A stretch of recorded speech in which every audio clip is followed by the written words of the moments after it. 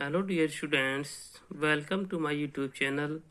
Students, आज हम अध्ययन करते हैं बहुत ही महत्वपूर्ण प्रपोजिशन ऑफ का, जो कि सभी क्लासेस के स्टूडेंट्स के लिए बहुत ही महत्वपूर्ण प्रपोजिशन है और यह कॉम्पिटिटिव एग्जाम्स में बहुत ही अधिक पूछा जाने वाला प्रपोजिशन है। तो देखते हैं कि ऑफ का प्रयोग हम किन किन कंडीशंस में करते हैं। तो रूल नंबर फर्स्ट देखते हैं। ऑफ का प्रयोग का की के अर्थ में संबंध या अधिकार के भाव को व्यक्त करने के लिए किया जाता है।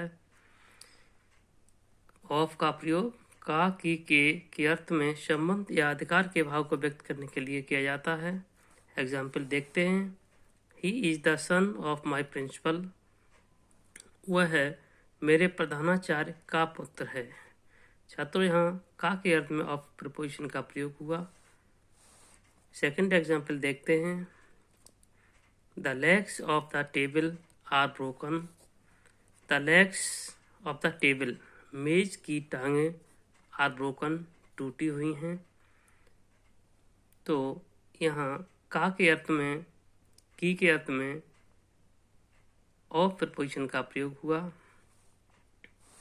सेकंड रूल को देखते हैं कि ऑफ का प्रयोग कहाँ करते हैं। ऑफ का प्रयोग सी के अर्थ में कारण के भाव को व्यक्त करने के लिए करते हैं। ऑफ का प्रयोग सी के अर्थ में कारण के भाव को व्यक्त करने के लिए करते हैं। एग्जाम्पल देखते हैं कि he died of fever. He died, वह मर गया, ऑफ फीवर, बुखार से। तो सी के अर्थ में ऑफ का प्रयोग हुआ। She died of malaria. She died, वह मर गई, ऑफ मलेरिया, मलेरिया से। तो सी के अर्थ में ऑफ प्रपोजिशन का प्रयोग हुआ। His father is tired of work. His father is tired, उसके पिता थक गए हैं, ऑफ वर्क, कार्य से। तो सी के अर्थ में यहाँ भी ऑफ प्रपोजिशन का प्रयोग हुआ। फोर्थ एग्जाम्पल देखते हैं। Madan is fond of music. Madan संगीत का शौकीन है। तो यहाँ छात्रों ऑफ प्रपोजिशन का प्रयोग का के अर्थ में हुआ।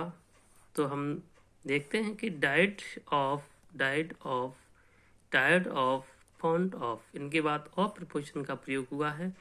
किंतु आगे का नियम हम देखते हैं तो उसमें डाइड के बाद ऑफ का भी प्रयोग होगा, डाइड के बाद बाई का भी प्रयोग होगा। भिन्न भिन्न रूल्स का अध्ययन करेंगे। तो देखते हैं थर्ड रूल को। यदि किसी व्यक्ति की मृत्यु बीमारी, भूख, प्यास, दुख, शर्म के कारण होती है तो डाई के बाद ऑफ का प्रयोग करते हैं। एग्जाम्पल देखते हैं। He died of hunger. यहाँ भी डाइड के बाद ऑफ ही प्रपोजिशन का प्रयोग हुआ है। उसकी मृत्यु हुई किससे? भूख से। तो यहाँ हम ऑफ प्रपोजिशन का ही प्रयोग करेंगे। करेक्ट सेंटेंस है। जब किसी व्यक्ति की मृत्यु किससे? बीमारी, भूख, प्यास, दुख, शर्म। तो यहाँ पर उसकी मृत्यु किससे हुई है? भूख से। तो हम ऑफ प्रपोजिशन का प्रयोग करेंगे। सेकंड एग्जाम्पल को देखते हैं कि ही डाइड फ्रॉम ग्रीफ। छात्रों, यहाँ देखते हैं ग्रीफ मीन्स होता है दुख। जब किसी व्यक्ति की मृत्यु बीमारी, भूख, प्यास, दुख, शर्म, तो यहाँ दुख प्रकट हो रहा है। तो जब उसकी मृत्यु दुख से हुई तो हम यहाँ किसका प्रयोग करेंगे? ऑफ का। जबकि क्या किया गया है? फ्रॉम। तो इस तरह से ये सेंटेंस हमारा इनकरेक्ट हो जाएगा, जबकि यहाँ प्रयोग किसका होना चाहिए? ऑफ का। जब किसी व्यक्ति की मृत्यु बीमारी से, भूख से, प्यास, दुख अथवा शर्म के कारण होती है तो डाई के पश्चात ऑफ का प्रयोग करते हैं। तो इन दोनों सेंटेंसेस में देखते हैं कि यहाँ उसकी मृत्यु किससे? भूख से हुई है, और सेकंड एग्जाम्पल में उसकी मृत्यु हुई है दुख से। तो यहाँ पर हम ऑफ का ही प्रयोग करेंगे। ये फ्रॉम का प्रयोग किया गया है, जो कि इनकरेक्ट है। अब देखते हैं रूल नंबर 4। यदि किसी व्यक्ति की मृत्यु बाउंड, घाव से, जख्म से, ओवर ईटिंग, अधिक खाने से, ओवर ड्रिंकिंग, अधिक पीने से, अथवा फूड पॉइजनिंग के कारण होती है, विषाक्त भोजन के कारण होती है, तो डाई के पश्चात फ्रॉम प्रपोजिशन का प्रयोग होता है। एग्जाम्पल देखते हैं। He died from drinking. He died, वह मर गया, फ्रॉम ड्रिंकिंग, पीने से। तो डाइड के बाद यहाँ पर फ्रॉम प्रीपोजिशन का प्रयोग हुआ, जो बिल्कुल करेक्ट सेंटेंस है, क्योंकि जब बताया है ऊपर में कि जब उसकी मृत्यु किससे हुई, पीने से। जब किसी व्यक्ति की मृत्यु किससे होती है, bound, over eating, over drinking. अरे पीने से जब उसकी मृत्यु हुई है तो हम फ्रॉम प्रीपोजिशन का प्रयोग करते हैं। तो ये करेक्ट सेंटेंस है। सेकंड एग्जाम्पल देखते हैं, ही डाइड ऑफ ड्रिंकिंग। यहाँ डाइड के बाद ऑफ का प्रयोग किया गया है, जो कि गलत है। जबकि उसकी मृत्यु पीने से हुई है तो यहाँ फ्रॉम ही प्रीपोजिशन प्रयोग होता है, जो कि ऊपर किया गया है। इस तरह से ये एग्जाम्पल हमारा इनकरेक्ट है। अब देखते हैं रूल नंबर 5। यदि किसी व्यक्ति की मृत्यु आत्महत्या व हिंसा के कारण होती है तो डाई के बाद बाई का प्रयोग करते हैं। छात्रों, यदि किसी व्यक्ति की मृत्यु आत्महत्या व हिंसा के कारण होती है तो डाई के बाद हम बाई प्रीपोजिशन का प्रयोग करते हैं। एग्जाम्पल देखते हैं, she died by violence. She died, वह मर गई, बाई वायोलेंस, हिंसा से। वह हिंसा से मर गई, उसकी मृत्यु हिंसा से हुई। तो यहाँ हमने डाइड के बाद बाई प्रीपोजिशन का प्रयोग किया, जो कि बिल्कुल करेक्ट है। सेकंड एग्जाम्पल देखते हैं, सी डाइड ऑफ वायलेंस। उसकी मृत्यु हिंसा से हुई, तो यहाँ ऑफ का प्रयोग कर दिया गया है, जो कि हमारा सेंटेंस बिल्कुल गलत है, इनकरेक्ट सेंटेंस है। जबकि जब किसी व्यक्ति की मृत्यु हिंसा से या आत्महत्या से होती है तो उसके बाद हम बाई प्रीपोजिशन का ही प्रयोग करते हैं। तो अब देखते हैं रूल नंबर 6। यदि कोई व्यक्ति अपने देश व अपने विश्वास के लिए मर जाता है तो डाई के बाद फॉर का प्रयोग करते हैं। यदि कोई व्यक्ति अपने देश व अपने विश्वास के लिए मर जाता है तो डाई के बाद किसका प्रयोग होगा, फॉर का प्रयोग होता है। एग्जाम्पल देखते हैं, he died for his country. He died, वह मर गया, फॉर हिज कंट्री, अपने देश के लिए। वह अपने देश के लिए मर गया।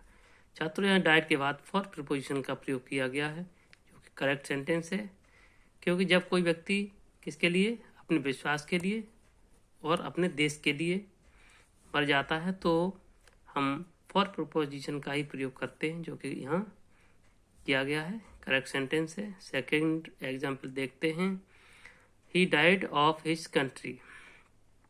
वह अपने देश के लिए मर गया, तो यहाँ पर ऑफ प्रीपोजिशन का जो प्रयोग किया गया है वो इनकरेक्ट है। थर्ड एग्जाम्पल देखते हैं, he died for his belief. He died for his belief, वह अपने विश्वास के लिए मर गया। तो यहाँ बिलीफ शब्द का प्रयोग किया गया है, जबकि ऊपर नियम में आया है अपने विश्वास के लिए जब कोई मरता है तो हम फॉर प्रीपोजिशन का ही प्रयोग करते हैं। तो ये सेंटेंस हमारा करेक्ट है, he died for his belief. यहाँ फॉर प्रीपोजिशन का ही प्रयोग होगा। फोर्थ एग्जाम्पल देखते हैं, he died from his belief. यहाँ फ्रॉम का प्रयोग किया गया है, जो कि इनकरेक्ट है। इस तरह से अब रूल नंबर 7 का अध्ययन करते हैं। यदि किसी व्यक्ति की मृत्यु युद्ध के मैदान में या बिस्तर पर होती है तो डाई के बाद इन का प्रयोग करते हैं।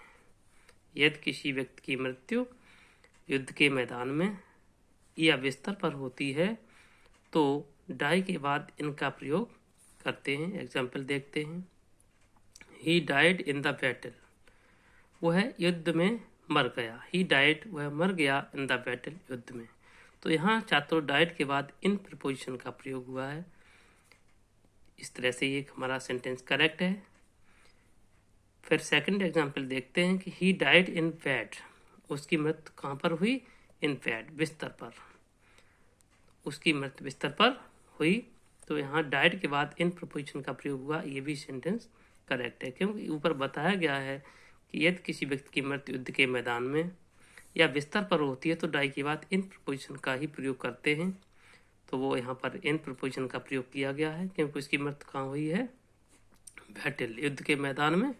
और सेकंड एग्जाम्पल में उसकी मृत्यु कहाँ हुई है, बिस्तर पर। तो इस तरह दोनों सेंटेंसेस में इन प्रीपोजिशन का ही प्रयोग हुआ है। तो इस तरह से इस ऑफ प्रीपोजिशन का अध्ययन किया। आशा है कि आपको ये प्रीपोजिशन अच्छी तरह से समझ में आ गया होगा। यदि अच्छी तरह से समझ में आ गया है तो इस वीडियो को लाइक करें, कमेंट करें, शेयर करें और यदि अभी तक आपने इस चैनल को सब्सक्राइब नहीं किया है तो सब्सक्राइब भी करें, बेल आइकन को दबाएं ताकि आगे आने वाले वीडियो का नोटिफिकेशन आपको प्राप्त होता रहे। Thanks for watching the video.